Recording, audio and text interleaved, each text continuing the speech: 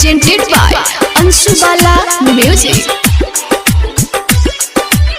अंकुश recording studio Jadupur बाजार। ए हमर सोना प्यार से बोलो ना, ए हमर सोना प्यार से बोलो ना। म्यूजिक बाय डीजे अमित राज। लागे नहीं मन कौन कोइले बारू टोना,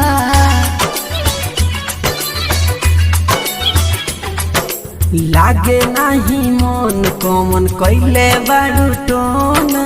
ए हमर सोना प्यार से बोलो ना, ए हमर सोना तुम मेरी होना। बड़ी निक लागेलू जब करेलू तू चोना, बड़ी निक लागेलू जब करेलू तू चोना। ए हमर सोना तुम मेरी होना, ए हमर सोना प्यार से बोलो ना, तुम मेरी होना। ए हमर सोना तुम मेरी होना। Presented by Anshu Bala Music.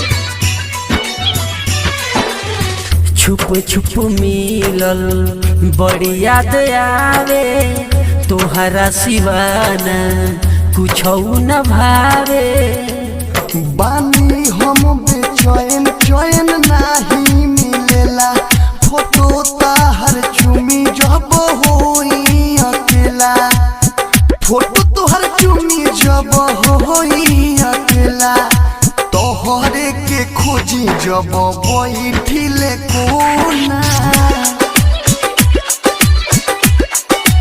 आए हाय तोहरे के खोजिले बैठी जब कोना। ए हमर सोना प्यार से बोलो ना, ए हमर सोना चलो वही कोना। तुम मेरी होना होना, ए हमर सोना तुम मेरी होना। अमित राज। अंकुश रिकॉर्डिंग स्टूडियो जादूपुर बाजार। Presented by Anshu Bala Music. तोरा पेला तोहरेला हमरो हिया, तहरा बिना नहीं लागे जिया।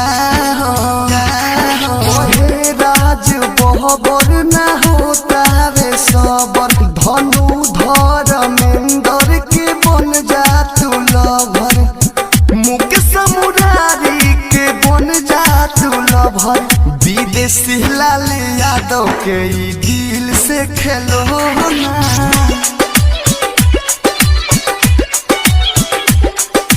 धनु धर्मेंद्र के दिल से खेलो ना।